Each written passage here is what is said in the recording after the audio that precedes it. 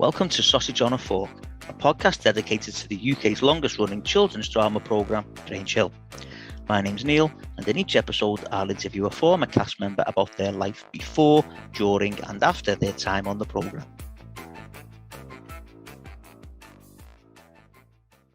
Okay, welcome to the latest episode of Sausage on a Fork, and I am absolutely delighted to say that I've been joined for this episode by none other than Jonny Dixon, who played Mooey Humphries. Jonny, welcome to Sausage on a Fork. Legend. Thank you, Neil. Great to be here, mate. Thanks for the invite. Really appreciate it. No, not at all. Not at all. Well, what we'll do, Jonny, is we'll start this episode the way we start every episode. And if you could tell us how you first got into acting. Wow. Trip down memory lane already. Great. So I was just always a bit of a class clown. I'm sure like a lot of people get like this, don't they? Bit of a class clown, like been a bit of a performer, and had a lot of energy, and I think my parents just didn't know where to put it. And one of my friends, who's a successful actor right now, actually, he just started a couple of weeks before a drama school, and his mother said, you know, why don't you send Jonny there? And next thing I know, I'm doing it 5 or 6 times a week. I start dancing, I'm singing, even though I'm terrible. But drama seemed to be the thing that really got me. And that kind of like, that took over my childhood, really. You know, like, I've got more happier memories at drama school than I do at school, really. I've got more friends there. I'd probably say my inner circle of friends right now, people that I work with, people that, you know, part of my family and things like that, are all from that era. So, that's how I started, really. You know, just watched the box, had a lot of idols, a lot of favourite movies, and I was just like, let's give this a go as a kid, and it's kind of been a part of my life ever since. Yeah. So this successful actor, friend of yours, by any chance, has he just won a reality TV competition? He has, yeah. You know, it's funny because I've worked with Jack over the years, like coincidentally, which I'm sure we'll talk about in a bit. But, you know, we used to be neighbours in real life. Well, you know, he lived on the street next to me, and we were friends. We went to drama school together. We ended up being neighbours on Corrie together. And he's getting married later this year, and I hadn't spoken to him in about 6 months, but I give him a buzz after Big Brother, and we had a good catch up. Brilliant. That was a mate. Brilliant, because obviously being from Leeds, like I thought I'd read something the other day, but then I just thought, no, he's from Leeds. It's got to be Jack Shepherd, like so. Well, fair play. So the drama school you went to, what was it, like a daily thing or just sort of like weekends or whatever? It was through the evening, so I think it had been open quite a while. It's called Stage 84. It's actually still going, but it's got new management now, and I think it's changed quite a bit. But place had already been going a good, when I joined, what were it, about 12 years. And yeah, just on an evening, they run kind of like drama workshop, performing arts. What else did they do? Singing classes, dance, things like that. So, you know, you finished school, you went home, you smashed your tea down, you got your Stage 84 t-shirt on, and you got up there, and there were, you know, I bet in its heyday, there were 450 students, maybe. Wow. And it used to run. Yeah, I think it were open like 5 or 6 nights a week. And once you got in that community and you made your friends, and, you know, everybody kind of had a similar outlook of life. And before you knew it, it was like a second family, really. Honestly, it were awesome. Yeah. Brilliant. And did you get much work, like sort of paid acting work before Grange Hill? So my first job, I got a little bit of experience doing extra work and stuff like that, and then I ended up getting my first paid job would have been a Sunbeam on Dick Whittington at the Alhambra, which is a beautiful theatre in Bradford. And I ended up working on that for like 3 or 4 months, which were amazing. And I was like, oh, this is wicked. And then, you know, lo and behold, about a year and a half later, Grange Hill came along, and that was my kind of first official TV. Yeah. So, I mean, how did that come about then, Grange Hill? So when I'm sure you've talked to people about this before, but obviously when it did the big move back to Mersey TV, which is obviously now Lime, they kind of did like an open call out, really, and that came through the drama school that I went to, and so I think that obviously they must have just got in touch with a ton of not even local schools, really, from all over, and just got an audition that way, and kind of got sent it through. I don't think there was a specific character at the time. Right. It would just, you know, smash out a load of different scenes, got down there, went down to Liverpool, Dad drove me down, hundreds of kids there, just queued up down corridor, you know what I mean? And you thought, what chance have I got here? But it were a good day out, and I think I got the day off school. So Brilliant. That's the can't main thing. complain. Yeah. And yeah, kind of went in, did a read, had some good fun, and then it were callback, callback, callback, and I Yeah. think after about 3 or 4 callbacks, I ended up getting the job. Like, Brilliant. Brilliant. So, like you say, there was no sort of particular character in mind. Uh, no, so well, what were really nice is I can't remember exactly who it is, but I read for 3 or 4 different characters, right. and I think at the time, the first audition, I think they were getting everybody to read for Tigger because Right. you got it were kind of like the lead role. They get an idea of people's Yeah. performances. Um, and so I'd read for that a couple of times. And then on the last audition, I ended up walking into the room and Phil Redmond were there. Wow. And we're in this tiny little box room, and I turned up in my Leeds kit. Right. I turned up in my Leeds kit, and they were like, straight said, something about dirty Leeds or whatever. And as a bit of a little mouthy lad, I had some kind of funny retort. Yeah. And he ended up bursting out laughing and all that. And he was like, I want you to actually read for something else, And I was like, all right, sound, yeah. Yeah. He chucked me a script for Mooey. I went next door. I had 10 or 15 minutes to look at it. It's all coming back to me now. It's funny, isn't Yeah. it? Yeah. Brilliant. Yeah. Conversation just gets you going. But yeah, it chucked it at me, and yeah, I got 10, 15 minutes with script, and I thought, man, a bully. It's total opposite to me, but you get all the juicy stuff, Yeah. like everything's fun. It's all scenes of pinning people up on lockers or like Yeah. throwing pulls or whatever, and I kind of loved it. And I thought, well, I've got naught to lose. I've had 10 minutes to prep it. I've already met the main man that at Yeah. the time I were a kid. I didn't know who he was, but my dad was Yeah. like, that's Phil Redmond. And I thought, I've got naught to lose. So I just looked at this script for 10 minutes. I went in, I had a great laugh with it. I read opposite Phil. And lo and behold, yeah, like a week or two later, they give me the job. And I were kind of over the moon, really. It Brilliant. my life up to this day. Like, Yeah. kind of like knocked me onto a different path. And yeah, good Brilliant. time. Good Love time. that. So, as you said there, it was when Grange Hill, the filmer, moved to Liverpool. It was still supposed to be the same school because obviously, some of the characters, some of the actors had come up. Like Stuart Organ had come up, was Mr. Robson, and it was series 26. Now the thing with that was because a lot of the year sevens, a lot of the new characters had the same initials and similar personalities as a lot of the characters from when Grange Hill first started in 78. But Mooey didn't really fit into that theme. He had the same first initial because he was Matthew Mooey Humphries. He had the same first initial as Michael Doyle, who was the bully back then.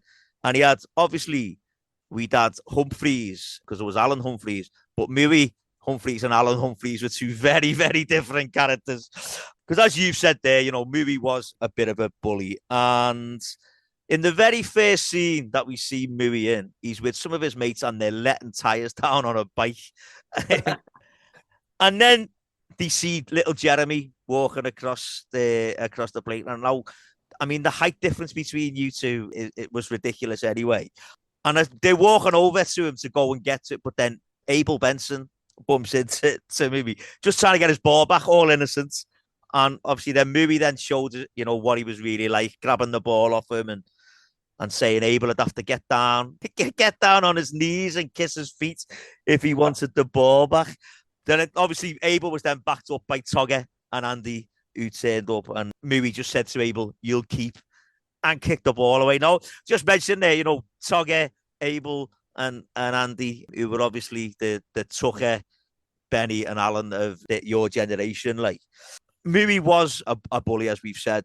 But how did you get on? Like, how did you get on with them lads when you're playing a completely different character and they're playing quite a tight knit group? Is it easy to get on with everyone? Like, You know what? We had, I think it were kind of like a real, just you talking through that, and it's just bringing it all yeah, back. We had like, I think every single kid were just totally buzzing. Most of us hadn't worked before. uh-huh. We've all grown up watching Grange Hill. Like, Right, yeah, it was kind of like, it was the hard hitting drama for kids to uh-huh. watch that kind of covered, real topics, and it was funny, but it was relatable. It was heightened drama. Like, it had so much going on. And then for all of a sudden, like a new cast of 20 kids who most of them, this was their first job. Yeah, We're all kind of in it together. Do you know what I mean? And yeah, there were a real kind of camaraderie about it. And it's funny, like you're talking about, you mentioned Abel, and straight away I've just gone, wow, like I was such good yeah, friends with Lucas. yeah, And I've just not even thought about the guy in I don't know how long, but we were such good mates that our parents used to meet up quite a lot, and I used to go over to Oldham and spend time with him, or he used to come over here, and I mean, and all those lads, we like I say, I think because we started there together, and from the table read all the way through to the fifth or sixth series that we did, the last one together, Yeah.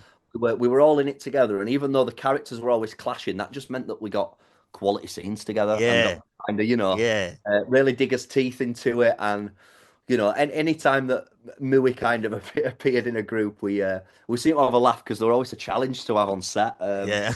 Yeah. We're always covering something that we're yeah, Brilliant. I mean, I've mentioned the way, Mooey was going for Jeremy at first, and we see later on, Mooey and his mates grabbed Jeremy. Mooey shoved Jeremy's tie into his mouth and stole his money, emptied his briefcase, and told him that was going to happen to him every single day.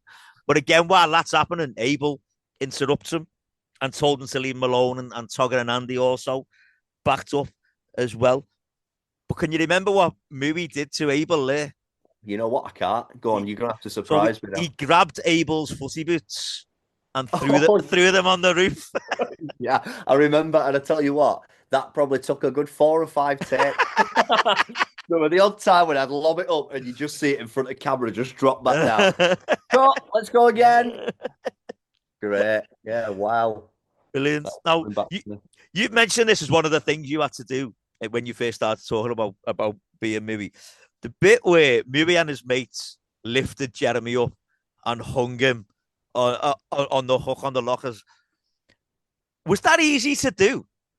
No, no, it definitely wasn't. Like, reading on the page again, and it was great. Like, anytime I get a new episode through and, you're reading it and you're waiting and excited to get to your scene because something is going to go down. And I just loved reading that because I was like, how are we actually going to do that? Now, the lad playing Jeremy, I can't remember his name now. Do you know his name? Max Frizzle. Yeah. Matt. Again, great guy. And again, we got on so well, and that were lovely as well because, it's kind of when you're covering subjects, there were always a bit of light-hearted humour, especially in them later series. There was a touch of self-awareness about the bullying until later on when we got to some hard-hitting stuff with Josh's character. But again, like because we had such good camaraderie with each other, we just kind of leaned into it. And I remember that day, I think he had like a brace or whatever underneath, right. Yeah, and they kind of made a hook and cut a hole through the back of his blazer. But as you can imagine, me only being a 12 or 13 year old kid, and having to pick up a kid just by his straps the same size and then find a hook I couldn't see. Yeah. I think we fell way behind shooting that scene. Let's put it that way. Right, okay. But we were all happy with the end product and it worked. So yeah, good fun. Yeah. Good fun. I can really relate to Jeremy's character because at school I was a little lad and I was picked on to an extent, not in the same way that like it happened. I mean, most of it was probably looking back, most of it was good natured, good humored, and I just didn't see it that way.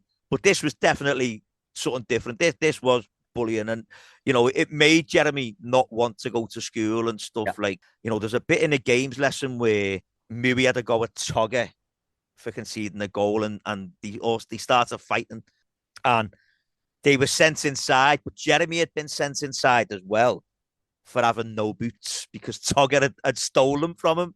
Togger had stolen from him, like like the hero, just for Abel to have a go, and that's when you see like Jeremy like starts crying and stuff, and you're thinking, yeah, it's not good natured, is it? It's not good natured stuff. Yeah, that's when it kind of hit home, didn't it? Like, yeah. What I meant by that is like, obviously we covered some like really heavy subject matters by, season 3 or 4.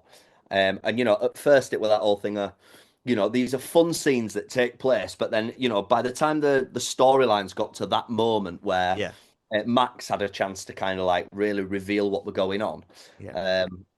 I think that was the kind of the design of the storyline, which were nice. Everybody were kind of laughing on that it were, ties in mouths, pinning people up, throwing boots, doing this, doing that. And then all of a sudden this character got this chance to kind of actually show the effect. And then, fingers crossed it were making the audience go, yeah. Oh, you know what, actually, like I've been laughing my head off for a bit and this is a bit rough, isn't it? Yeah, so yeah. I guess, that's down to the writing, which is... I mean, like the thing with that was when Jeremy was crying, Togger then was trying to calm him down, and that was when Ian Hudson came in and thought Togger had been bullying him. So Ian threw Togger up against the wall, and Mooey thought it was hilarious. So the lads started chasing him, and they chased him down the corridor. And as they ran round the corner, they all stopped running because Mooey had stopped. Can you remember why Mooey had stopped? I can't. As you're talking about it, visuals of shooting this are all starting to come back, but I can't remember why. Go on. So Mooey had stopped because he was stood next to his big brother Max. And we see there his big brother Max, obviously played by James Wignall, who Tom Hudson told me was the funniest person he'd ever met. James Wignall was an absolute lad. He was hilarious on and off screen. Hilarious. Brilliant. So then obviously the chase then turned. Togger and his mates running away. Max and his mates chasing them. But Mooey and Max were caught by Miss Dyson and given a detention there. And the next time that we see Mooey and Max together, Togger's walking out the toilet. And he's met by the pair of them. But Togger ran off. But later on was chased by them again. And this time, Tanya tripped Max up. And Max was hurt this time. So this then led to Shannon almost falling over him. And they thought, Mooey and Max thought that Shannon, who was in the sixth form, was actually a teacher and apologised to her. And I love that. Later on, Mooey kicked off on Tanya for nearly breaking his brother's leg. And Tanya said she'd do it to Mooey. And her mates backed her up with that one. And Annie Wainwright actually grabs Mooey by the ear and frog marches him out of class. Now, that was the thing with Mooey. I always thought, people say bullies are cowards and all that. I actually thought Mooey was probably quite handy and could probably look after himself. But he would only do it if he was backed up. He'd never do it if he was on his own, just in case. Because you see him with some gangs of lads, and he would say something back or he would act in a certain way, but he'd never do anything on his own. But I still thought he was quite handy. Yeah, I think it were a lot of it's and I suppose this goes back down to a lot of what kind of bullying goes on in school and that. A lot of it was just showboating, wasn't it? And it's funny you say that he always had a couple of henchmen because he did, but they were always different, and that's what's funny. So, I'd often turn up, we'd run lines, we'd do this, we'd do that, and then you'd get on set. And then, first AD or third AD would bring a couple of essays over and go, Johnny, this is Carl and whoever. And it'd be like, all right, lads, get to know them all day. We'd do loads of stuff. Maybe they'd be back the next day to do stuff. Next episode, totally new lads. Yeah. I actually know one of your henchmen. Oh, dear. John Anderson, his name was. He had a brother and a sister who were extras as well, and their cousin as well. But John, he'd be your henchman, then he'd be Max's henchman as well. And you see him. I never knew he was on it until I started researching people in Liverpool and seeing him in scenes. And I was just amazed because John was the complete opposite of that as well. John isn't someone who ever threw his weight around either. You know what I mean? Don't know if you remember the storyline when Togger and his mates were looking after the runaway who was staying in the burnt out part of the school, because obviously in series 25 it ended with the big fire, which just got sort of mentioned every now and again. The people that had been killed in the fire were never mentioned again. And obviously they had the burnt out part of the building. And Mooey had seen them going in there and told them that he wanted a fiver off each of them. And they'd tell Mr. Robson, but the lads were like, "No, you can leave it. We're not paying you." So then Mooey did that thing that hard lads tend to do, or bullies tend to do, is they'll go and snitch on someone, and told Miss Dyson, and then something was going on. So Miss Dyson and Mooey went in there, and Togger's mates came in, and Mooey actually told Miss Dyson that he'd seen someone else in there, but there was no sign of someone sleeping in there because the lad Tranter had actually disappeared. He'd gone and hidden himself, and that's when Togger threatened Mooey that if anything had happened to him, they would do something to Mooey, and Tranter actually ended up in hospital. And Togger's mates weren't happy with Mooey No. because Tranter had had to leave the building and that. And they grabbed him and they told him that he'd keep this time. Like, whereas he'd said it to Abel earlier on, they said it to him. And the Great. girls also had to go as well. Like, and there's also a scene where Mooey's walking down the corridor with his tie around his head. I don't know if you remember this. So he's walking around the corridor with his tie around his head, making noises from like a kung fu movie. Oh, man. Oh, wow. And he kicked his locker open. But can you remember what happened next? You Something know, fell out of the locker. yeah, and what were it? Were it something that were planted? Yeah, it had been planted there. Go on. It was a skeleton. Oh, yeah. Yeah. Great. So the lads had put it in there with a note on it that just said from Tranter. And I have to say, in that first series, you did some quite impressive screaming. There was a few scenes where you'd be screaming because you did it in that scene. Like when the skeleton falls out on Mooey, the screaming is ridiculous. And there was some later on which we'll come back to because Mooey was chasing Jeremy, and Togger and his mate sent him the wrong way. And then in a swimming lesson, Mooey had to go with Togger for sending him the wrong way.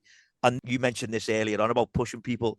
Togger had to go back, and Mooey pushed Togger into Jeremy, who then was knocked into the pool. And Mr. Malachi had to rescue Jeremy from the pool. And Mooey thought it was hilarious and just said to Togger, who's in trouble now. We don't see the outcome. We do, however, see a sports day where Mooey had emptied a bag of rubbish over Jeremy's head. And there was a delightful character, really. There was a pancake race. Don't know if you remember the pancake race. And Jeremy was winning until Mooey pushed him over, saying he'd rather take himself out the race than see Jeremy win. And Jeremy had had enough at this point. He tipped him over the edge. He grabbed Mooey, threw him to the floor, and started punching him in the face. And again, I mentioned the screaming. This is where Mooey's screaming came out again. And everyone was cheering Jeremy and booing Mooey for that one. And that was the last episode of the series. And for some reason, you're uncredited in that episode. Oh. And I don't know why. Rough. I didn't know. Because, I always say this. I use IMDb for the majority of my research, which I know isn't the most reliable source of information. Well, it is. Catchphrase fans, I've said it for this episode. And it says Jonny Dixon uncredited. And I thought, that can't be right. But when I watched it through, you are actually uncredited in that episode as well. But that then moves us on to series 27, which was on air in 2004. And for some reason, you're only listed as being in 3 episodes in that series. Is there any reason why you were only in 3 episodes in that series? What? So it's funny. So when we did series 1 and they were talking about Mooey, and actually just like a nice little tidbit, the one of the lead writers on the first series we went back, series 26, when it moved to Mersey TV, was called Matthew. Right. And his nickname was Mooey at school. Right, okay. And kind of like, I think he kind of took a lot of the bulk on of creating this character and, wanted this classic bully that everybody loved to hate and kind of, added good drama and X, Y, and Z. And in that first series, they really leaned into it. I can't remember exactly how many episodes, but, I seem to be in Liverpool a lot working, getting mixed about, getting lots done. And it was really good fun.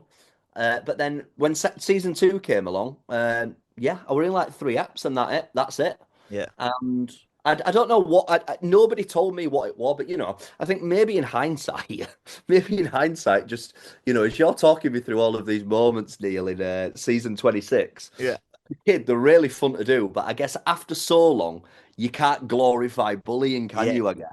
Yeah. And I guess with Jeremy getting his, Mooey getting his comeuppance with Jeremy, and Jeremy having his kind of like coming of age moment, I guess it's kind of like time to just let other stories bloom and, and let characters exist in the background for a little bit. And so, I do, only just as you're talking about it, but I do remember there were a couple of seasons like this, I think. Yeah. That that were pretty low key, but then, then other seasons had come Yeah. about and they've been building storylines again. And it's like you take the rough with the smooth, Yeah.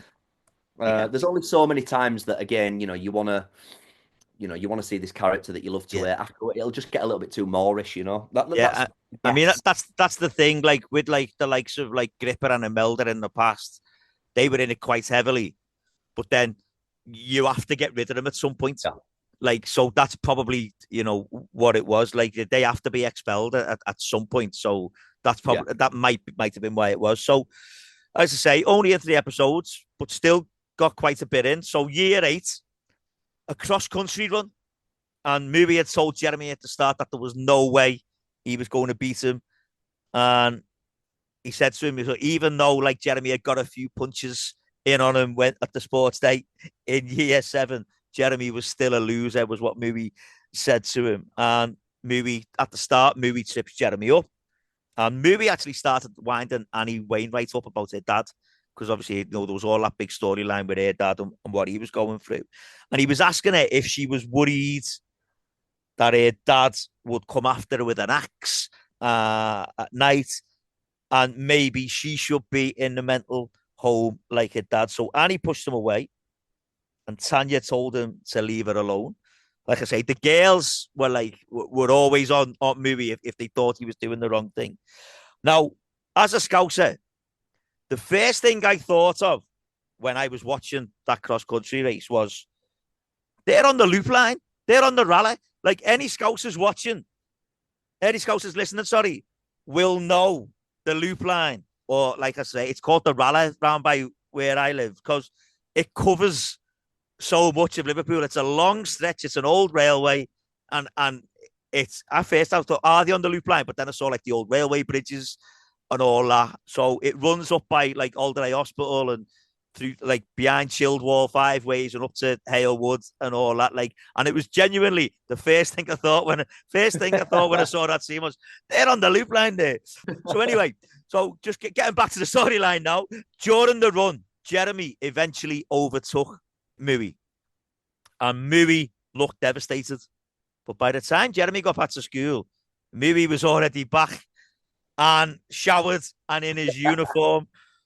And we found out later that Max had told Mooey a shortcut on the run. right. And then we saw a drama lesson. Mooey again making fun of Annie's dad when Miss Dyson told them to make sure they gave their parents the reports. And Annie said to him, "At least my parents can read, you moron."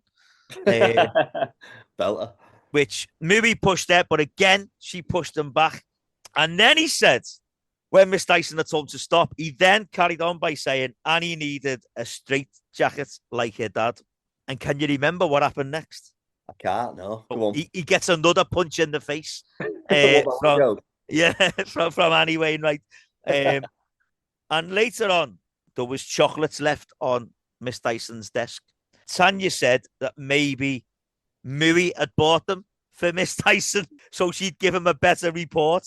And Annie then said, well, he's going to need a lorry load of chocolates for that. And again, he made fun of Annie's dad again. Like, he was horrible because obviously her dad was going through a lot and he wouldn't stop. So Annie jumped up because I think Annie probably could have handled herself, to be honest. Like, Annie was played by Lauren Bunny. Yeah. And I think she probably could have handled herself, but Tanya stopped her from doing anything because the chocolates were part of a storyline with someone leaving Miss Dyson presents. And Mooey was telling people it was Jeremy. And one morning, Mooey and his mates took Jeremy's bag and threw it around while Jeremy was trying to get it back. Now, that scene's a bit weird. I still the reason I'm mentioning this scene. It's a bit weird because while all that's going on and Jeremy's trying to get his bag back, he's having just quite a normal conversation with Emma about why they're picking on him. And it's really weird when you're watching it because he's jumping up at these lads trying to get his bag back. And instead of like screaming and moaning at them, he's just trying to get them. And he's just carrying on having this conversation. It's bizarre when you watch it back. So Miss Dyson turned up to class then with a plastic bag with something in. Mooey asked her if it was another present from her secret boyfriend that had been leaving her the presents. And she said it was, but she'd like Mooey to have it. Can you remember what was in the plastic bag? Go on, I'm gonna have to ask the audience. Go on, It was Neil. it was a swimming kit that had been left and gone mouldy. So she told Mooey to take it to lost property. And Mooey was absolutely convinced that it was Jeremy leaving the presents and kept making fun of him. But Jeremy would argue his corner, telling him that he didn't have to take the rubbish and to leave him alone. And Mooey carried on. And Jeremy, quite forcefully, told him to use some language. He told him to bog off, which for Jeremy was probably quite strong language. Oh yeah, that's gangster and, for Jeremy. And that was the only bit, the only episodes we saw Mooey in there. So we moved on to series 28. And again, only in 5 episodes. There you go. In this one. Because in the first 3 series that you were in, Mooey was only in 7 in the first series. Yeah. Then 3. And in fact, it's only 15 episodes in the first 3, which is very different to the next 2 series. Like, this is where Mooey's in year 9, it's series 28. And the first scene is where Mooey has a go at Alex Pickering, which is obviously a sign of things to come. We saw Alex then later on wheeling a trolley across the playground. It was a laptop trolley, but Mooey went over, started making fun, asking, I see your mum's giving your own cooker to bring into school now for your lunch. Alex told him to leave him alone, and Mooey pushed him against the wall and said, go on, say it again. And then you see like Alison trying to back Alex up and told him to leave him alone. But then Miss Lawrence comes out and saves Alex and tells Mooey to take the trolley back to the IT suite. And Mooey told Alex that he'd deal with him later. Now, this is where the bullying didn't get bad in this series because so you weren't in it a lot. But was it difficult working, like being that horrible? Like we've talked about being like the scenes with Max and stuff. But was it difficult being that horrible? Like, yeah, it's funny. Like, and I'm sure what we did. We had conversations, obviously, with the production team during this. Now, what were really special is that before we started recording, we were talking about Josh, who played Alex. Yeah. Josh, I met at my drama school years and years before Grange Hill. And we'd worked on some other things together. We were really good mates. And then obviously it were cast in my 3rd season. And then when I found out that we were going to be working together a lot, it were perfect because, you've met Josh yourself. You've done an episode with him. The guy's just absolutely cracking. And, it were great that I could go through this with a friend. Right, yeah. Because, it kind of, what's she saying, from comparing season 26 to 28, I was bullying somebody my own age. Yeah. Whilst, it came to fruition, a lot of it was, kind of like for comedic purposes that slowly built into a more dramatic point. But, it was kind of like, 2 year 7s face off. But then all of a sudden now you're dealing with somebody that's 2 years older, that's been quite established as being a bad boy. Yeah. And then, somebody coming in who's this easy target, this victim. And, we were kind of told behind closed doors that, we're going to let this brew over a couple of seasons. Yeah. But this is going to go to pretty dark places. Yeah. And it was kind of really nice for us because me remembering watching Grange Hill myself as a kid and relating to it because it felt really like adult drama as a kid. When it came on, you were just like, as if they're talking about this, but at the same time, like, wow, like it's not just entertaining, but I feel like I'm learning things. And so to now know that after doing 2 seasons of some great stuff that I have a chance to be part of this storyline that is going to be, pretty heavy and subject matter based. It were good. I couldn't complain, honestly. It were a really great time in there with Josh, and we were given all the stuff that we needed to really get us teeth stuck in. Brilliant. So that was great. Brilliant. No, because there's a scene where Mooey told Alex to give him his lunch, but Alex had already given it to his mates. So Mooey then tells Alex to come and see him every break. Now, the only thing wrong with that scene is that at that time, Mooey was also playing football in the trials for the academy scouts, because the football match starts, right, and you see Mooey playing. Then there's that scene, and then there's another scene of the football and Mooey's playing. Continuity issue. Come on, writers. That's hilarious. And the next day, Mooey's trying to take Alex's dinner off him until Ed and Tigger turned up to back Alex up.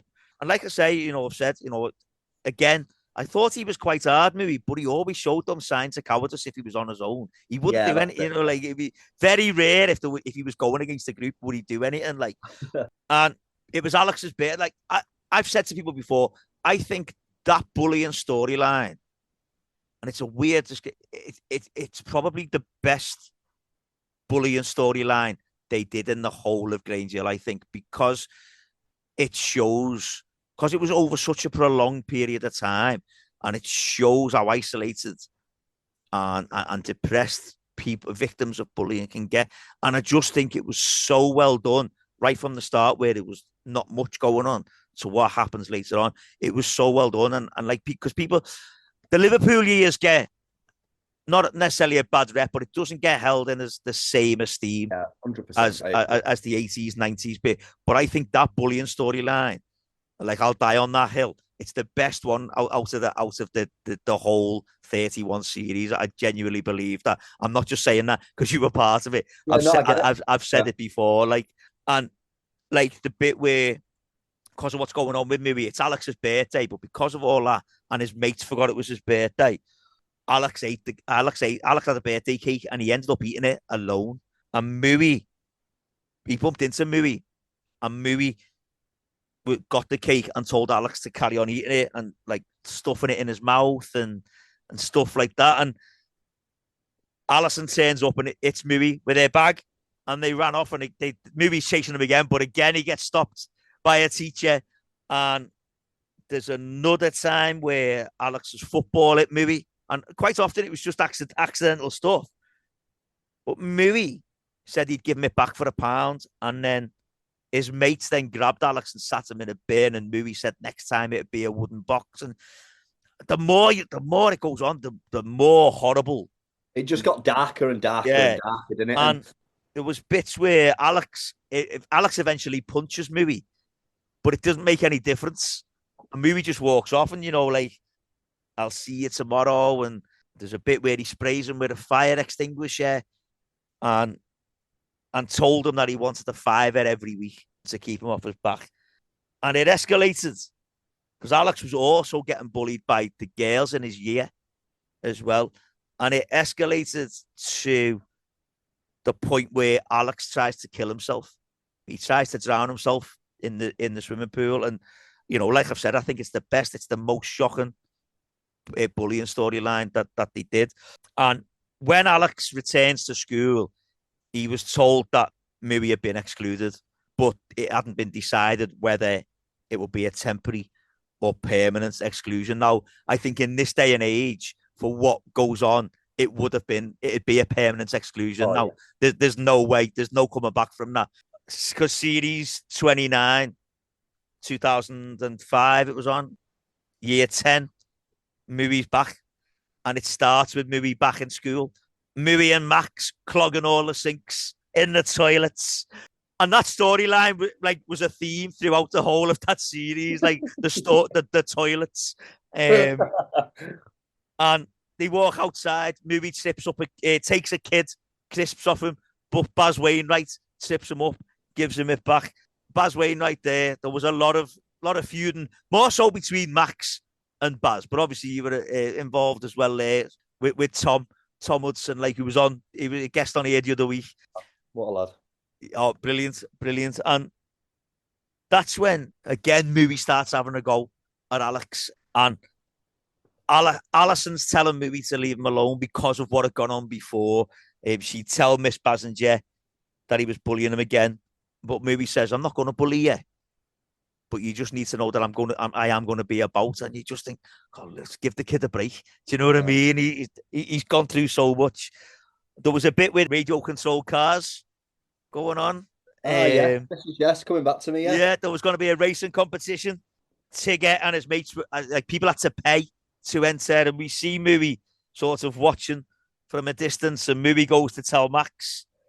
And the thing with Max Humphries was in sixth form, when I was at school in sixth form, bullies didn't exist. They'd left. They'd Yeah, left by that point. But yeah. the thing is, because of the Humphries parents, obviously Max has been told he had to go back to his A levels and go to university. Can you remember what the Humphries mum's job was? Ooh, wow, there's a quiz question. Can I take a guess? Go on. Was she like a was she like a lawyer or a judge or something? She No. wasn't. No, she was a vicar. A vicar? Yeah. Even better. So Even better. That's obviously, because of great. that, she obviously thinks my lads are angels. They're going to go to A level. They're going to do A level. They're going to go to university. Um, That's great. and there's a bit where in sixth form, because of the way Max was, he didn't have a lot of mates. So Donny Briscoe, played by Rob Norbury, takes Max's bag off him and starts throwing it around with his mates. And Mooey and Max are trying to get it back. Mooey gets elbowed to the floor, and Max's bag ends up getting run over by a bin lorry. And like I say, he'd been after the money for that ticket and that were taken. He tried chasing them, but Togger backs him up again. And I don't think he got any of that money for him. And like I say, the races were happening. And even this time, Chloe, Andrea, and Sammy were running a book on it. And Mooey asked what his odds were. And Chloe said it was evens. Evens that he'd get a smack in the mouth if he didn't go away. And Mooey then said that they should be paying him because he'd taken most of the blame for Alex getting bullied the year before when they'd done just as much to him, and he wasn't going to let them get away with it. So obviously he wasn't scared of he wasn't afraid of bullying girls either. Like, you know, Yeah. he although he had his own targets, it didn't matter if it was lads or girls. Like, and he had Alex, but he pick on anyone who thought got in his way. Like, so the first race got declared void, and Chloe said, as there was no result, there was no payout. But Mooey wants his money back and chased Chloe into the toilets. And he took all the money this time and told her that he'd want the same next week. And there'd been a story, like I say, involving the toilets and how people were being banned from using them because they'd been getting blocked, which we know Mooey and Max had done. And they were going to have to use portaloos. But Alex and his mates were squirting water and throwing water on their own trousers just so they could get out of class. Alex go get sent outside the class. And he saw Mooey, and Mooey tried to get money off Alex by selling him a toy robot. If you remember that one, like, and Alex said he had no money and he didn't want the robot. And as he turns around to walk away from Mooey, but walks straight into Max instead. You know, there's no show without punches there, let's be honest. But he didn't do anything to him this time. All this was because the thing with the racing, that was because they were doing all sorts of different enterprises throughout the school. Back at the radio controlled car racing, Mooey had a heat against Alex, and he told Alex that he didn't like losing because it would make him angry. And Mooey finished first and Alex finished second. And Alex told Dad that he'd let Mooey win because he didn't fancy getting his head bounced around the playground, basically, was his line. And that he still got through to the final, but which Mooey then said, you know, make sure you lose the final. Like, can I just ask, with the radio control cars, did you get much chance to just like mess about with them, or was it a case of there's your cars, you film and don't mess about with them? Like, yeah, I think much like a lot of things, because like we were just we were like just a bunch of excited kids on set, yeah, and often I think the production did have. Like, don't get me wrong, we never did anything wrong. But, yeah, and I think especially the days when Josh and that were there, because again, like, you were dealing with people that have been friends way before Grange Hill, and then yeah. you're on Grange Hill, and we used to have such a laugh that as soon as you brought something like that on set, it wasn't long before it were, you know what, we're going to take care of this, boys, because there's been more than a handful of stories before where we've got ourselves into a sticky. So yeah, they took over for the cutaways and stuff. Right, I get you. Yeah, and just kind of took the power out of our hands. Right, okay. Should I say? Rightfully so. Right, okay. And like I said, there was all this enterprise going on, and Alex and Tigger were making and selling smoothies for the cappy. That was their sort of scheme.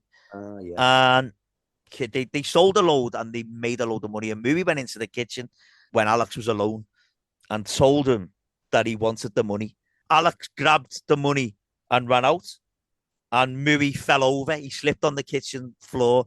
And when he sorted himself out, he drank a load of smoothie from the blender. Can you remember what happened next after he drank all that from them? Go on. I'm remembering now falling on the crash mat and the kitchen scene, but I can't remember how it came to its conclusion. So when he sorted himself out, he drank a lot from the blender, and he ended, because he drank that much, he ended up throwing up. All right, okay. And it was filmed by Dawn O'Malley, played by Holly. And again, there's a scene where Alex is in the kitchen and Mooey gets him alone in the kitchen again. He blamed Alex for making him sick. So he stuck Alex's homework in the blender. Yeah. And then told him that he owed him money because he couldn't get the sick out of his school uniform, and that he had to lose the remote controlled race so that Mooey could have the prize money. And Alex said Mooey wasn't supposed to be bullying him. He'd supposed to have stopped. And Mooey said he was never going to stop. So the race took place, and Mooey told Alex not to try anything during the race. Mooey kept like nudging him and trying to put him off. And he was even threatening him, even though there was teachers around, he was threatening him during the race. And Alex won the race. And Mooey told him it was a big mistake. But later on, Alex was at the lockers and Mooey was there, and he told Alex it had been a good race. And he'd just been messing with him. Alex deserved to win. But when Alex went back to his locker, we seen that Mooey had actually pickpocketed Alex. He'd taken his keys from him. His keys were in the lock and the money had gone. And piece of work, innit? Yeah, the more I watched him and the more I thought, my God, I hate him. Like, genuinely, I hate him. But I have to say there, Johnny, that's the writing, because you'd say that it's the writing, but surely it's got to be down to you. Oh yeah, as well. Yeah, it's a mixture of both in it, and they always say, don't they? Like the villains are the fun ones to play. Yeah, and it's good that people love to hate you because you're doing the right job, and I think some people, and again, even from the very first season that I did as a kid, they kind of said to me that this is a great part to play, and you're really gonna have fun with it, but you got to realize that people are going to not like you. Like for me, that were like perfect, like great. Yeah.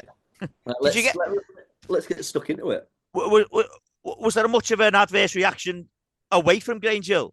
Like, did you get into any bother? Like, no, you know what? Like, I had a fair few stories when I went into Corrie a few years later. Right. Obviously, that's at the time, like 80 million people a week used to watch it. Yeah. Whereas with Grange Hill, it was a case of, I guess in my own school and when you met other kids and stuff like that, it were more of a kind of like, whoa, oh my God, you play Mooey. But then because I'm just so the reverse and I'm just always got a big smile on my face, I think it were pretty easy straight away that they were able to snap out of the illusion, Yeah. So I didn't really get too much hassle for Mooey, to be fair. But as you are talking back all of these stories and they're piling up, you're like, this character is awful. Yeah. And like, Mooey, he'd taken that money off Alex. And then he told Alex that he wanted more money off him because he'd run out of he'd spent it all. And Taylor Mitchell heard Mooey going on Alex, and he threatened him, telling him to leave him alone. And at the end of the day, when Mooey was walking out of school, it was because it was the end of term. Yeah, the lads, they were throwing water bombs. Alex, Tigger, and Ed, and they threw water bombs at Mooey, and Mooey then chased them.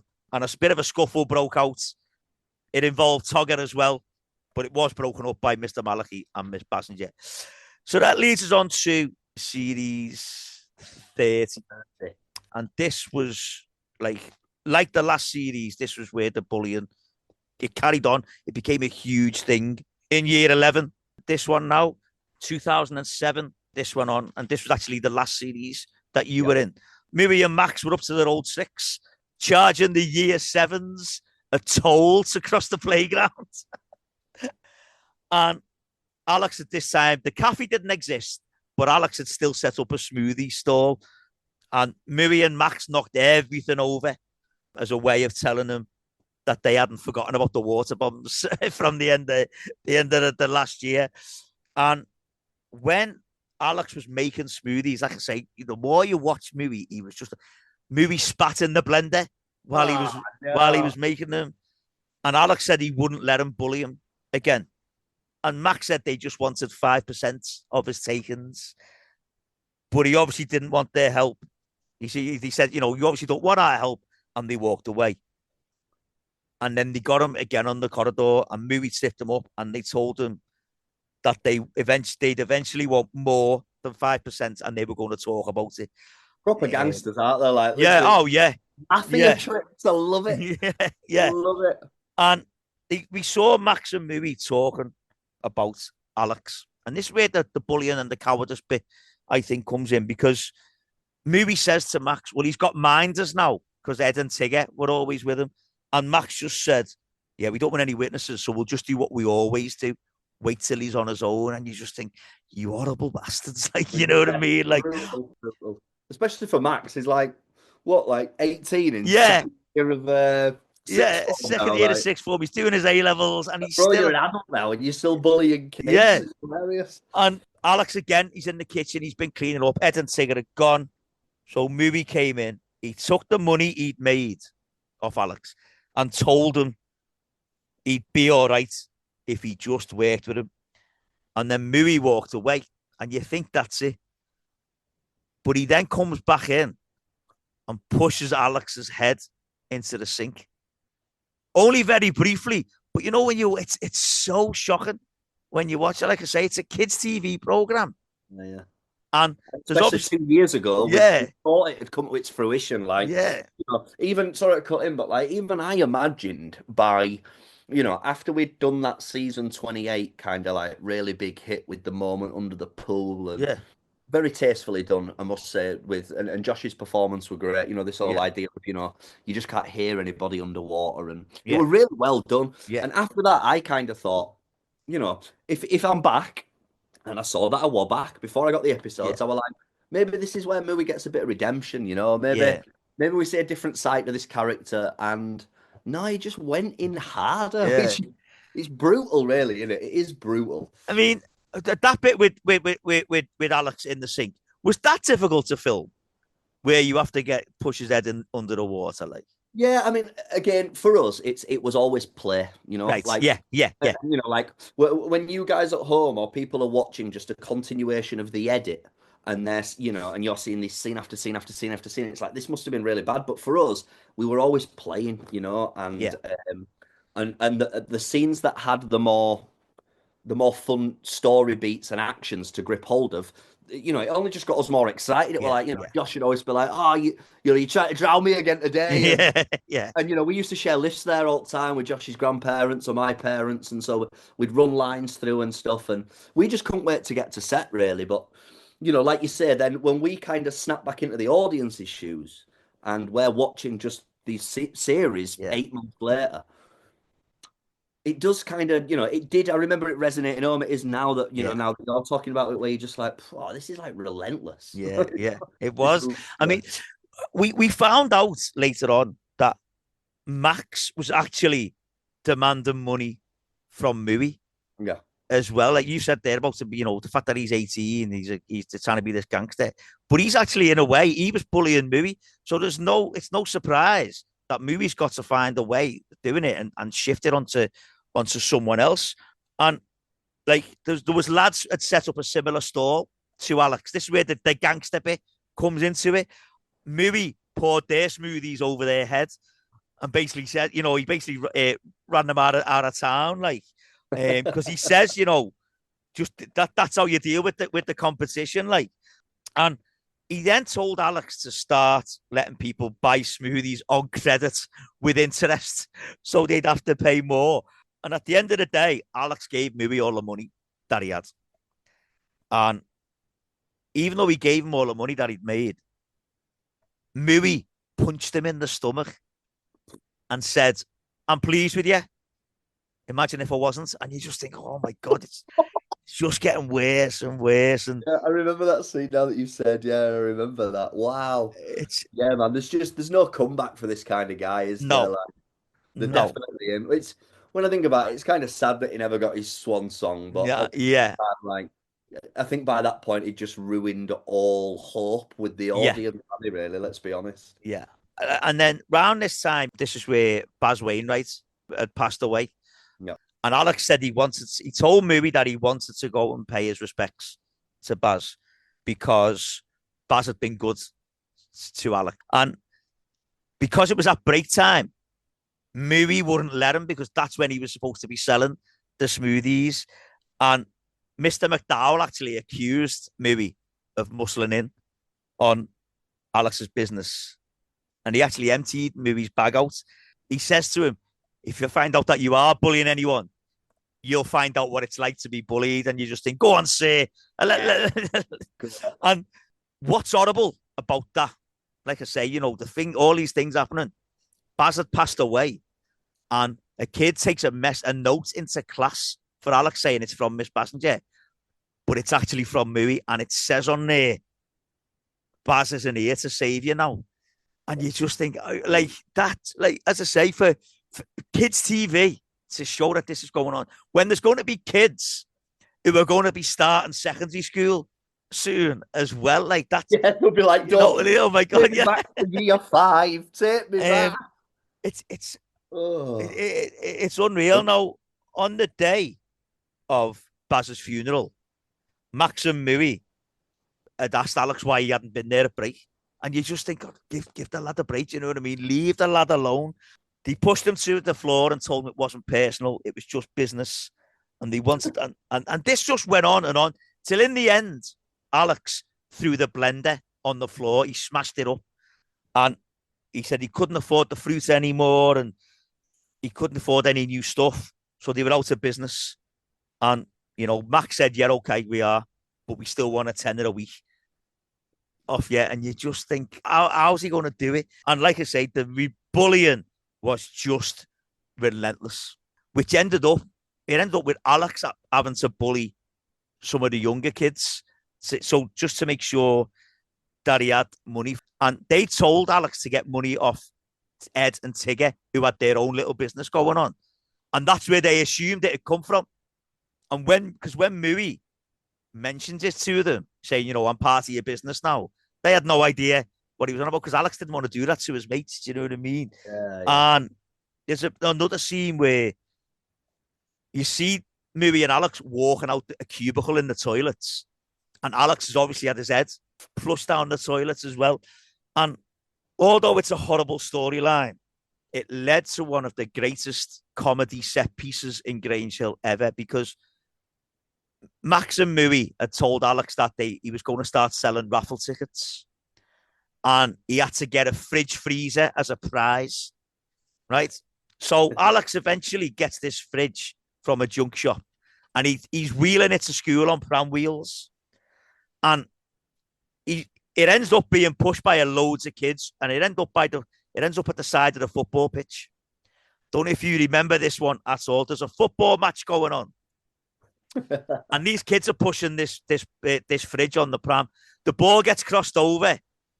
The pram, it's a load of stuff on the floor. The fridge tips up. The ball hits the fridge and goes back across the goal. And Donny Briscoe's there to just head the ball into the goal. And it's a brilliant scene. But it comes in this horrible, horrible storyline. And so Alex has got the fridge to school, which is what the lads wanted. But they then told him that they didn't want it. The joke's over. Get rid of the fridge. And you just think, oh my God, all the work that lad, all the worry he's gone through, he didn't even want it. They just wanted the money, basically. And because Alex had been bullying the younger kids, one of them had eventually gone to Miss Gale and said, look, I'm being bullied. So Alex wouldn't say anything. He wouldn't say anything to his dad. He wouldn't say anything to Miss Gale. And Alex ended up getting excluded for the week. And Mooey heard Alex talking to his dad about it. And he actually congratulated Alex on getting a week's exclusion. but told him he'd be waiting for him when he got back. And this time he wants the microwave for the prize. Eventually, Alex told Ed, Tigger, and Alison what had been going on. And so Tigger went and told Togger and his mates that Alex had been getting bullied. And there was then a big fight between Togger's lot and the Humphries lot. And there's a scene where Togger slides down the corridor and trips Mooey up. And the fight actually ends up with the Humphries brothers against Togger, Donny, and Alex. Now, I've said it before, because those lot had always been, they'd been the feud and they'd been all the fighting and the bullying between them. I love the fact that it ends up with those 5 lads, because Togger, Alex, and Donny, when they realise it's them 3, they all look at each other and smile and then go for the Humphries brothers. Like, Great. How much choreography was there when it came to them scenes? Yeah, like again, and we kind of had some form of coordinator. Yeah. Anytime there were anything that were, swimming pool related, pinning people up, anytime there were things being thrown. Obviously, even with adults, things can go wrong. Yeah. But yeah, I think, whilst they were trying to do it as tastefully as possible and remembering it's a kid's show, I do remember those fight scenes as trying to figure out the best way that it could come across on camera, where it doesn't look forced or choreographed, but also making sure that everybody's safety is there. So yeah, they always had a coordinator. But yeah, I think we got through it pretty well. Yeah. I mean, how does it play looking back? Does it look at what it look like? Yeah, I mean, as I say, I love that end one because of being them lads and the fact that you think the Humphries are finally going to get their heads kicked in here. Yeah. Let's be honest. Donny Briscoe wasn't exactly, he wasn't exactly a weak lad, you know what I mean? Because Rob Norbury must have been about 28 by the time he was in Grange Hill. And the fact that Togger had always had this thing with Mooey, he'd never backed down from Mooey. And Alex had just had enough at that point. So you can see the fact that it's going to be them. And I love I always say, when I watched Grange Hill as a kid, I loved the fact that there was fighting on the telly, because that was one of the things that drew me into it. Like, because kids' TV had never been like that. Yeah. And I love the fact that they had fights in it, because that happens in school, doesn't it? Yeah, felt relatable. And eventually, them lads get dragged to Miss Gale's office, and Togger actually says Mooey and Max had nothing to do with it. So they get sent out, but then Togger says to Alex, like, you need to tell her what's going on now. And that's when it all comes out. And Mooey and Max were both excluded, but they didn't stay away from the school. They told Alex and his mates that they'd be after him, and they managed to get into the school during the prom. But they were met by Mr. McDonald.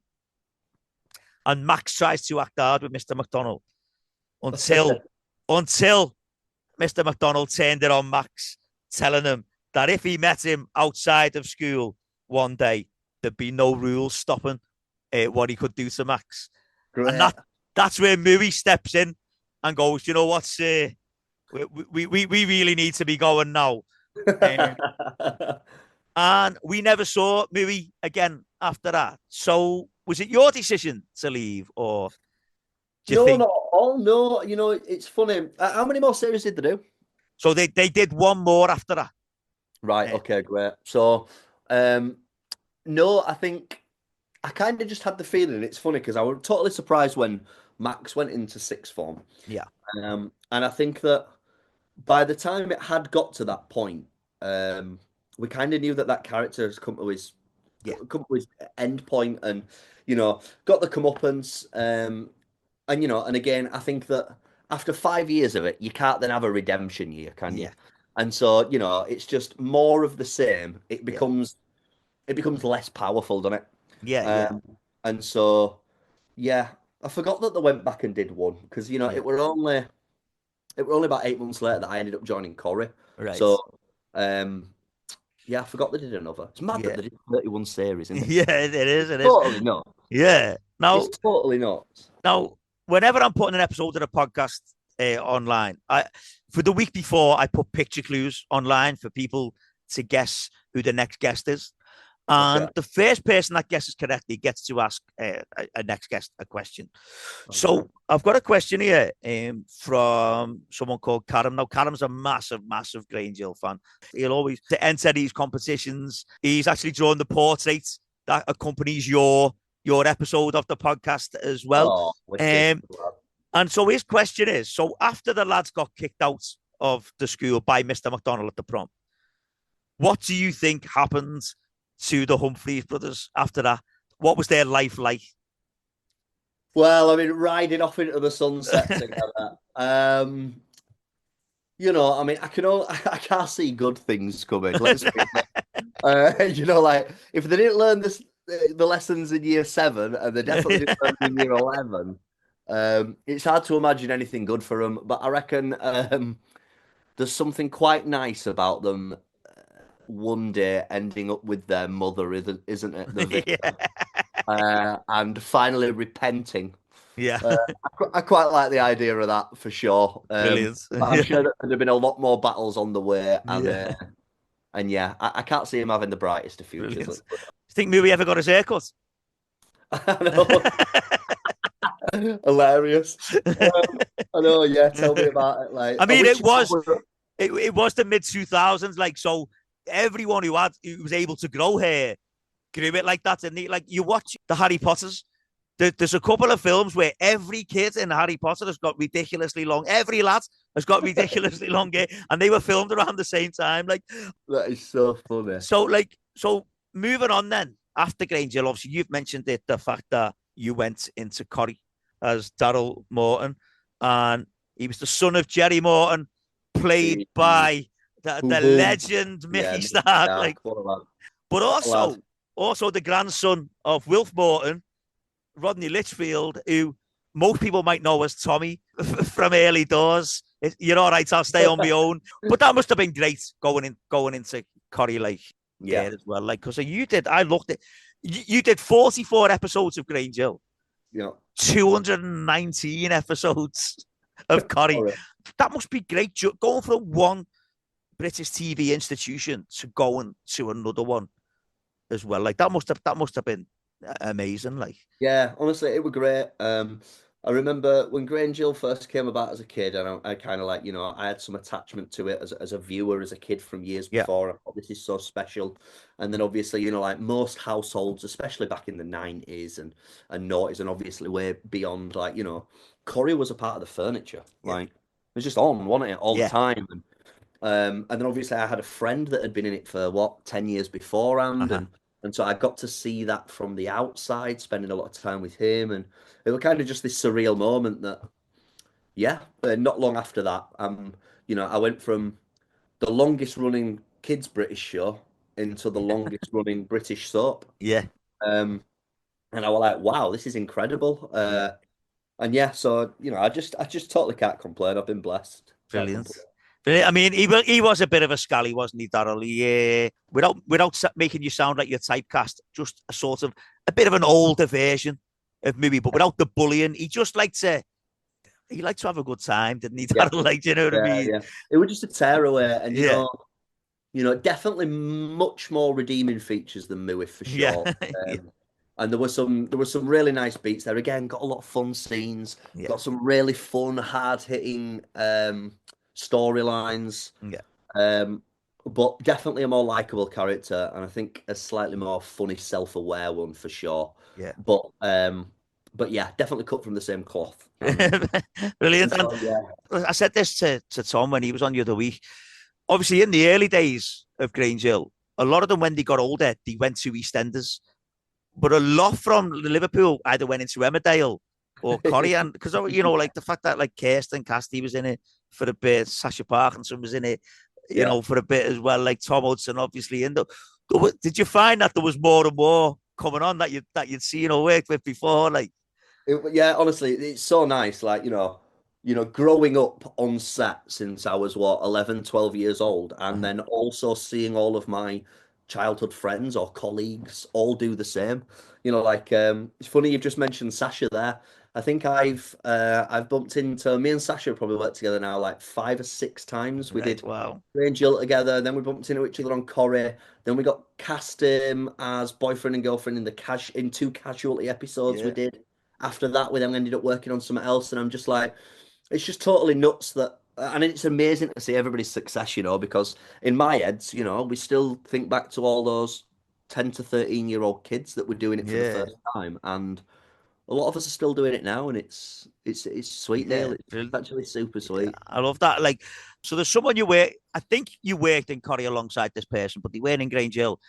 But when I was going through your IMDb page, you've been in so much with them. So Stephen Arnold, like Stevie, I love when I Stevie. was going through what you'd been in, and I always write down like think, Stephen Arnold, Stephen Arnold, Stephen Arnold again. Stephen, there was. So did you meet him on Corrie?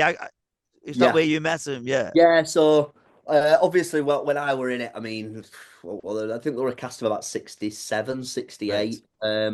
And obviously, I was there for 2.5, 3 years, and you're spending a lot of time there. You get to make lots of friends in the green room and get to know people.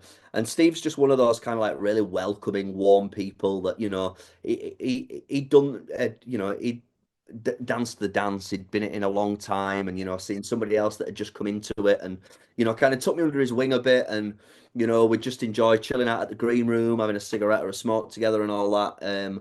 And then we just got on, and then Steve's character left. Was it after mine potentially?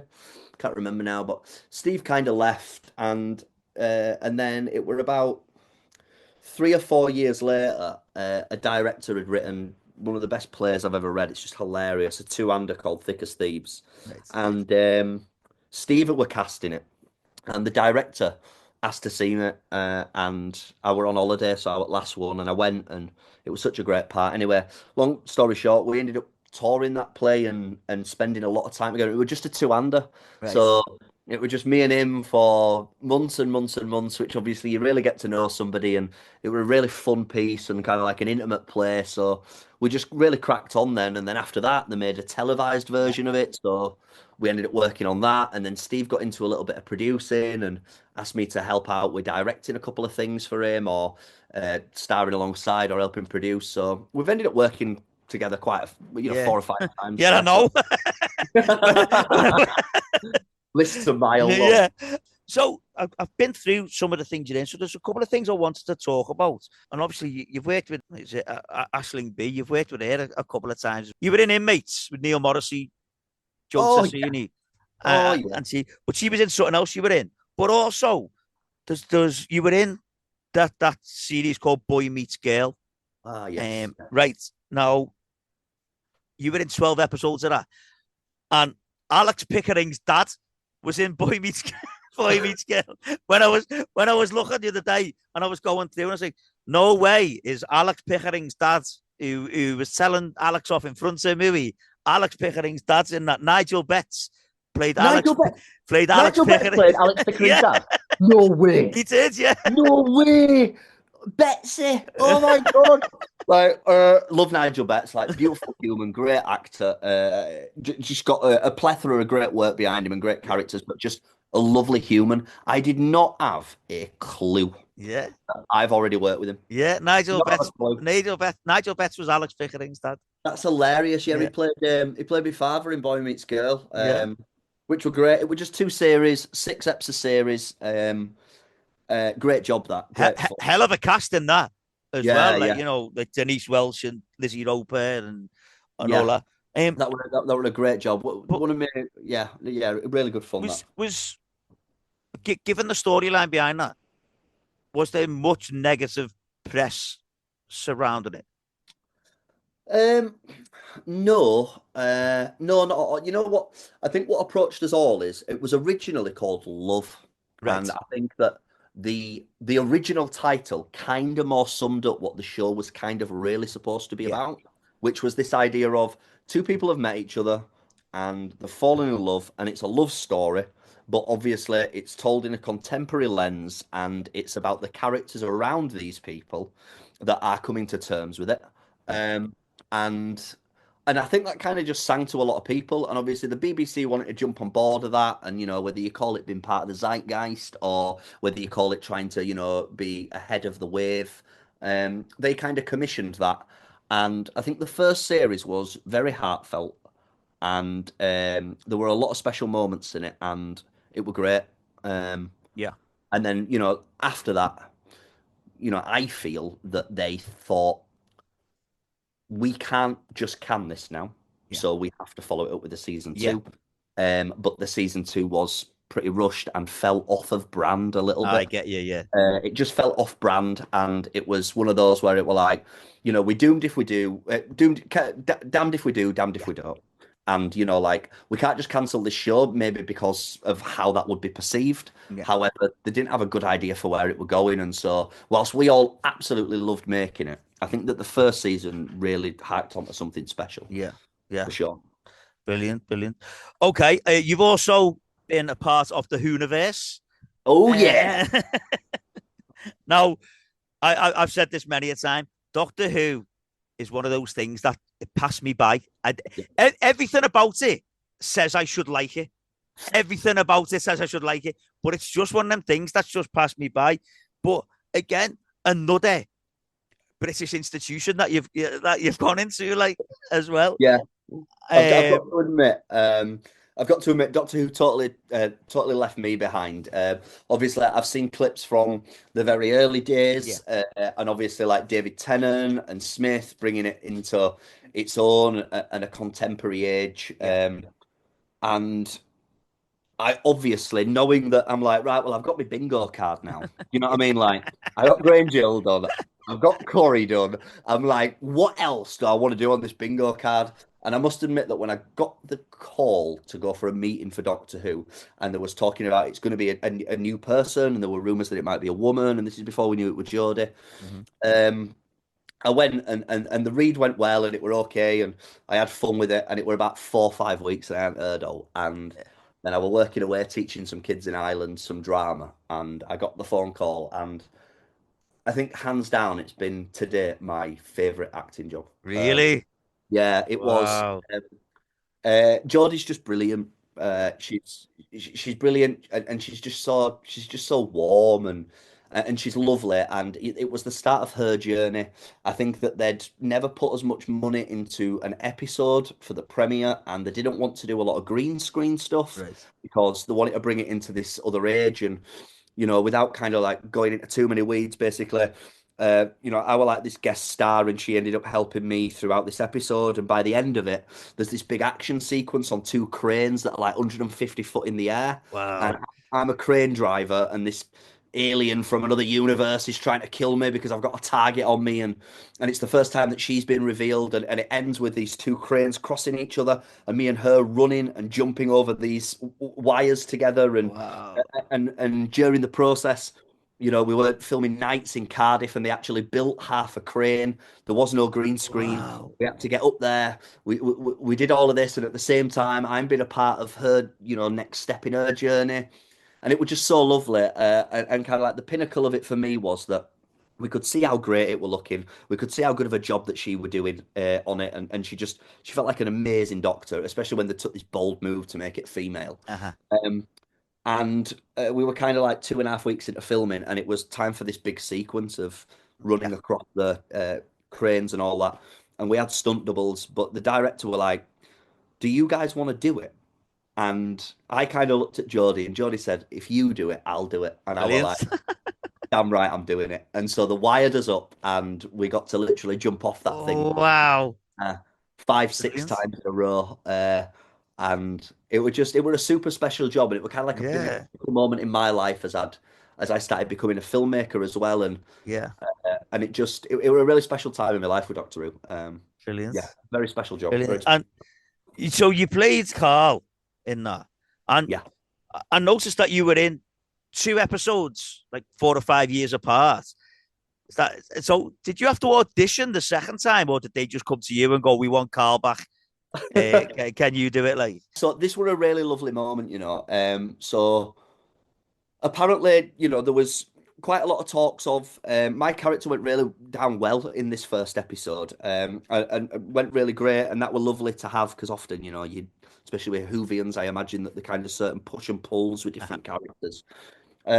But the rapport was really great, and the producers were nice enough to get in touch and talk about, how much of a great job they thought I did, and that they really loved the character.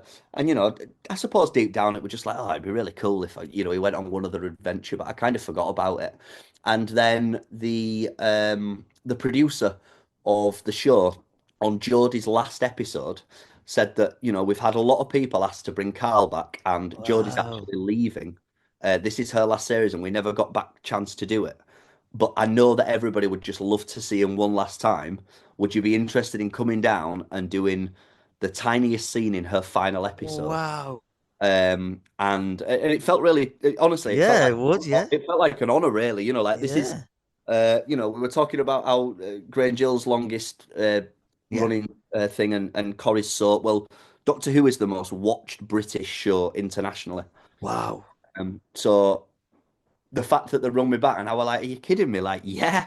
And it was just the smallest moment where at the end she saved the day and done all this, and there's all these fireworks going off because a firework factory blew up or something. Yeah. And it just cuts to the other side of the docks, and my character's all happy and moved on, and all of these lights are going off for him, and it were kind of like his final note of, Wow. because That's him in that first episode he's talking about. I hadn't thought about this in ages. His first episode is him listening to self-help books and trying to figure out that I am special. hmm And the comedy was that he was special because in another universe he'd been marked as a target to kill, Yeah. but he had no self-belief. And then 4 seasons later, all these fireworks went off, and everybody got to see that Carl realized that Yeah. was special. It Brilliant. was a lovely little moment, and Yeah. for the producer to kind of get in touch, and don't get me wrong, I'd have loved that other episode of going on that adventure, but it were like I got everything I needed there. Yeah.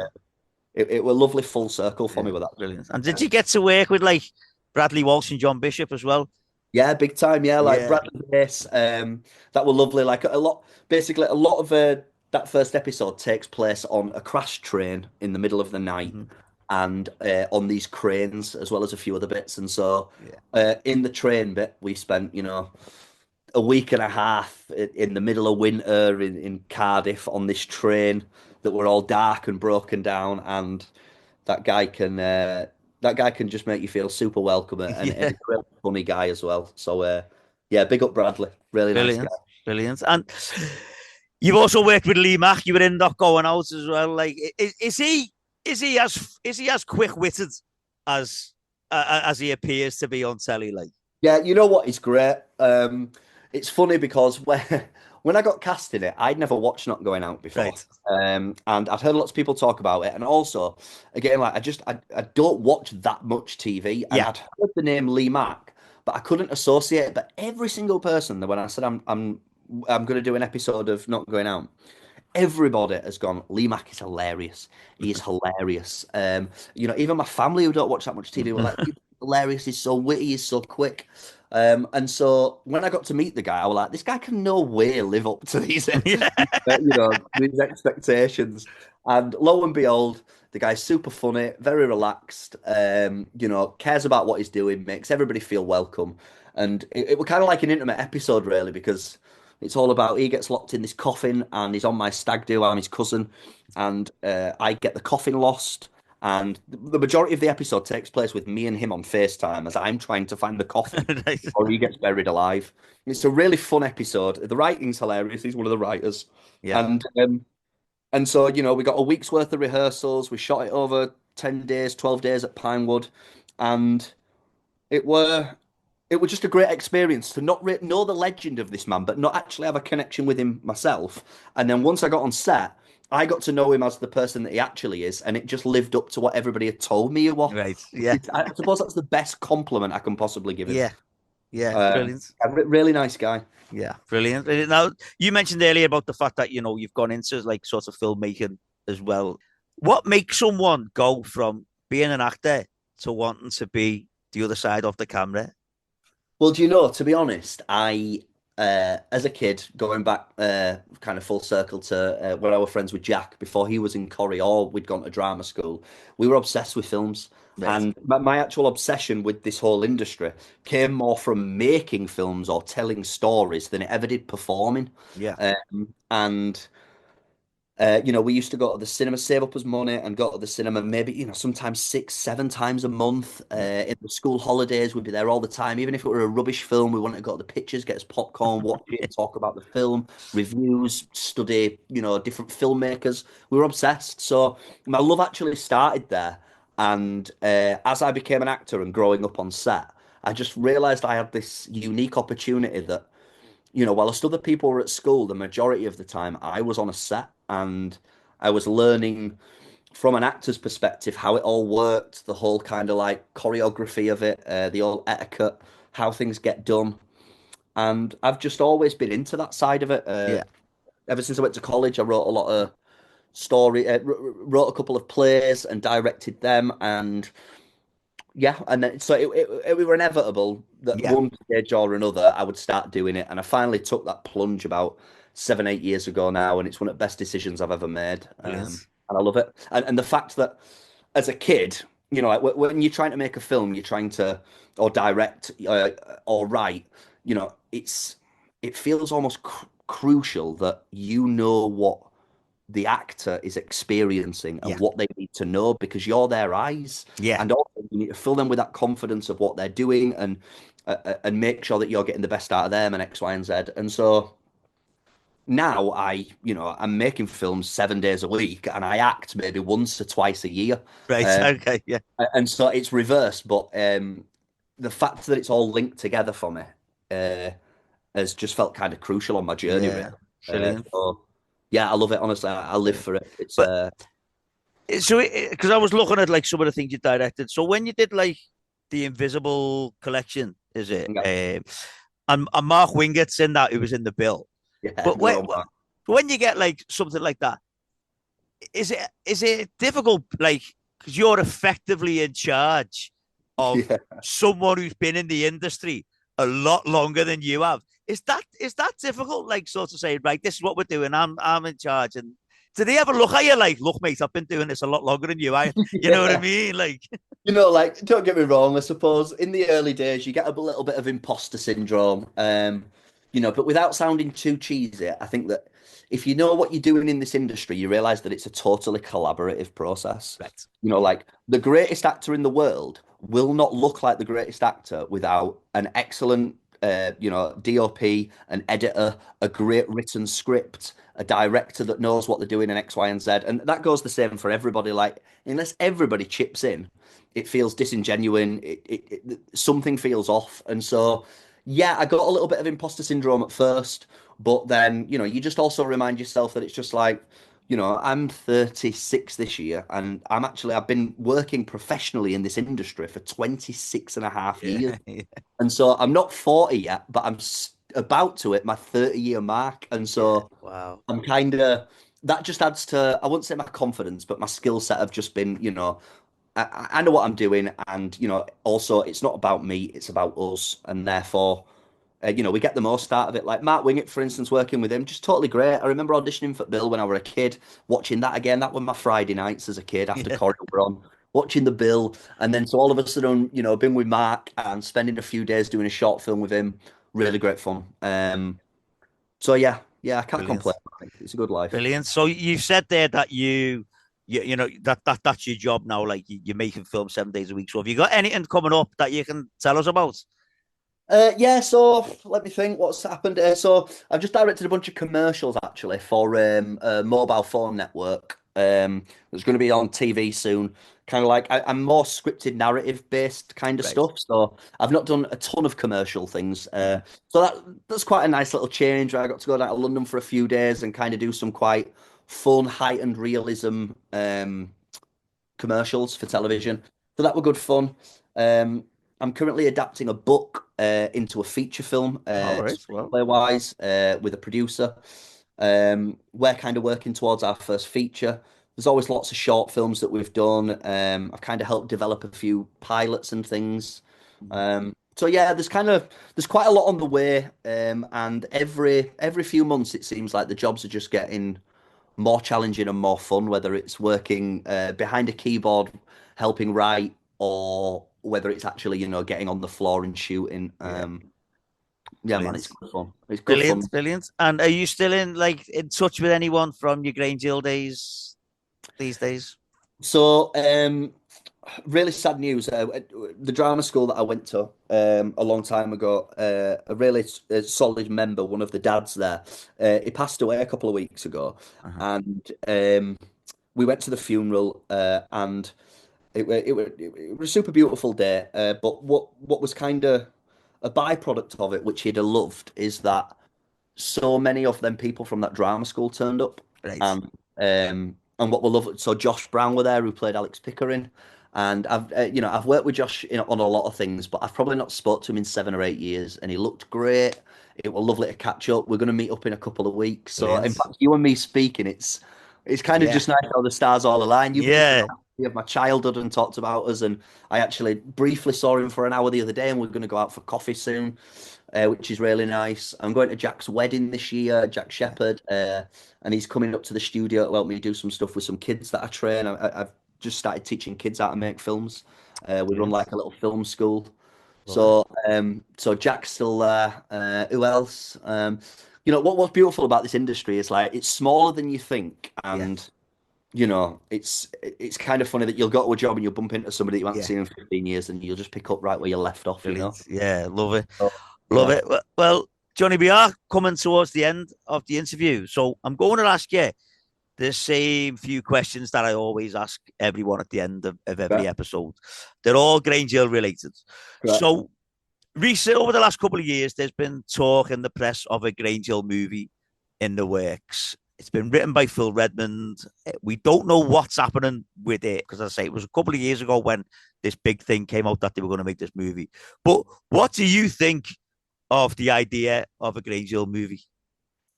Yeah, great. I mean, Phil, if you're listening, give me a buzz. I'm your man. I'll smash that. But on a serious note, the I think there's that much nostalgia. It's a part of British heritage, television heritage.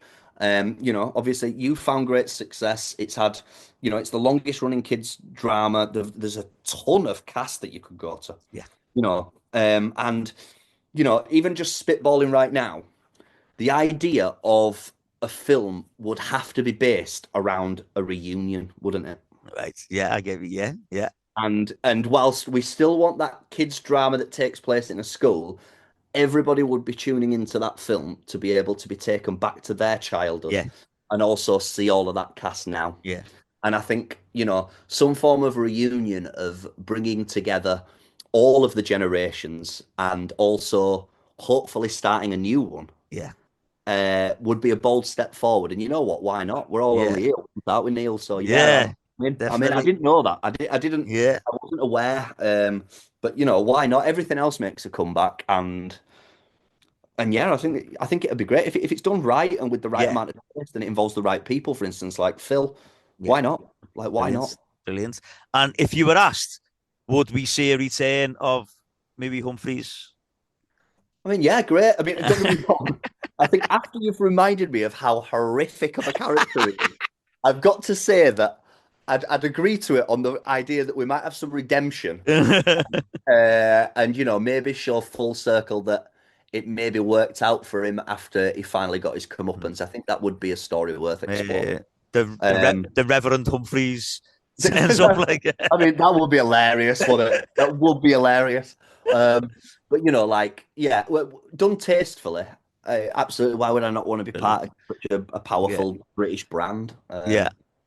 But I don't Okay. think I'd want to turn up as a 30-year-old bloke and be dunking somebody's head in a toilet. You know what I mean? Like it's not a good look, that is it? That's not, no, you're right there. So you said earlier on that you watch Grange Hill. So other than Mooey Humphries, who is your favourite character in Grange Hill Man, from any era, any time? man. Do you know? I've just got to give it to, and it is from my era, but I suppose it's because because I was so young from the old ones, I Uh-huh. remember vividly, images and moments that really Yeah, sat with me. But in terms of a character connection, I always loved Togger and Perry yeah, Metcalf. You know, it was it was the character that everybody wanted to be and yeah, also be like, but the guy was so great and so likable, and he was leading this new era. yeah. And I think he did a great job, and he's a Mhm. great guy. I've not spoken to him in a long time, but um, I think that for me, that character was, involved in all the storylines. It was the one that hit home with people. Mhm. Uh, so yeah, I think I'll give it to him. Brilliant. And is that so? So if you couldn't have played Mooey, which other character would you like to have played? Well, like because it was so out of my ballpark anyway, being this, I mean, I love doing it, but being this Yeah, bully is so out of character. I think that I'd have liked to have been on the other side of the coin yeah, and taken on a Jeremy or an Alex role. yeah, It's quite easy to find a kid that were bigger than me. yeah, And all of a sudden the tables have changed then, haven't they? yeah, And it's yeah, kind of funny that everybody's associated this face with in Grange Hill with just, being pretty vindictive, evil and mean yeah. and yeah, I think I'd have really liked to have just still been involved in those storylines, but Mhm. tried to look at it from the other side of the Yeah, table. yeah, I get you. Yeah, yeah. Yeah, Okay, so then the final question, then, Johnny, is why do you think there's still such affection for Grange Hill? great question. And we've kind of touched on this a little bit over these last hour and a half or so. When I was a kid, before I even was in this show, and I think the original series, the older Hmm. series, did this way better than when it kind of moved up Yeah, north, even though that had some special moments. Was that it was a show that didn't talk down to children. It kind of joined the conversation with yeah, them, I think is the best way I can put it. yeah. That we were all going through things at school, but then at home or on television, we were still treated as children. And at times, that's great.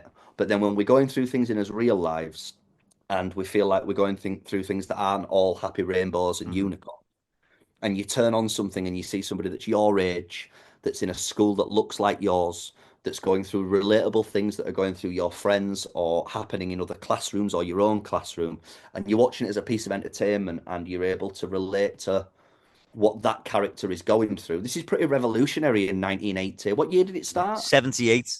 78, right? So in Yeah, 78, this is super kind of like revolutionary for yeah, children's TV. And eventually, as we all know, kids grow up to be adults, and yeah, the kids from that age then grow up to be the people that are in charge of the next yeah, generation. And as they're in charge, they're going, that had a massive impact on me. And how can I do that for the next generation? And before you know it, you're 28 years later, or however long it ran for, yeah, 30, yeah, 31, yeah, and you've affected all of these different generations, and people are like, just it's so nice to turn on that TV and see something that represents where I'm at now as a yeah, 11, 12, 13, 14 year yeah, old, and it's honest. yeah. And I think that's the best compliment I can possibly give it. Brilliant, brilliant. Well, Johnny, it's been great talking to you. Yeah, it's been Uh, so nice to meet you, mate. yeah, I've you really enjoyed it. not just about Grange Hill, but obviously everything else you've done in the industry as well. It's been brilliant talking to you. And can I just say, for those of you that are listening, obviously you can't see this, but Mooey Humphries is sporting a cracking shiner at the minute. I don't know if Mooey did actually grow up, but that is a belting shiner you've got there. And By you know what? the If you thought that were bad, Neil, you should have seen it last week. So I've never had a black eye in my life, and once I got one, I have been loving the experience. I've been telling people all sorts. But the actuality of it is not that fun. I crashed a golf buggy, right, as you and do. it flipped, and I kind of cut all down my side, and but the passenger at the side of me ended up elbowing me right in the cheekbone. Wow, right. Within Within like 20 minutes, I had this absolute shiner, and for 2 weeks, it's been nuts. And this is actually super faded. Yeah, right, Um, okay. so I'm glad you asked actually, because I thought you were going to get off and just be like, "What did he have a shiner?" No, I needed to mention it there. Yeah, Like, good. I'm so glad. But yeah, no, but honestly, it's been great. It's been great speaking to you. Yeah. So I've loved hearing your experiences there. So thank you so much. It has been wonderful speaking Spot to on, you. Neil. Thank you, and you keep doing what you're doing, mate. Because On honestly, it's great, and to come across this and then check out a few old episodes and hear what you're doing, yeah. and it's just great. Just keep it up. Uh, You're a lovely guy to talk to, and Thank yeah, you I really very much appreciate for it. that. I appreciate that. So it's been brilliant. So thank you once again. And to anyone that's listening, I'll speak to you next time. Cheers. Thanks. Bye bye.